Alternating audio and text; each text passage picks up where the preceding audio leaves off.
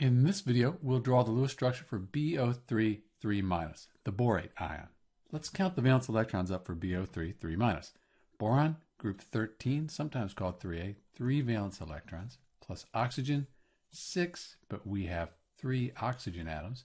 And in this -3, that means we have an additional 3 electrons.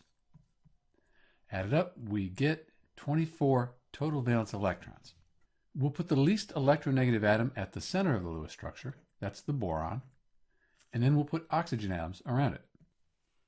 Next, we'll put pairs of electrons between atoms to show the chemical bond.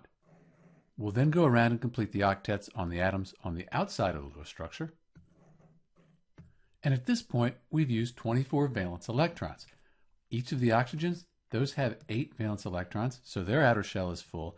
The boron, it only has 2, 4, 6 valence electrons around it. But that's okay. Boron is an exception to the octet rule. It's okay with just 6 valence electrons. So that's it. That makes this the Lewis structure for BO3 3-. This is Dr. B, and thanks for watching.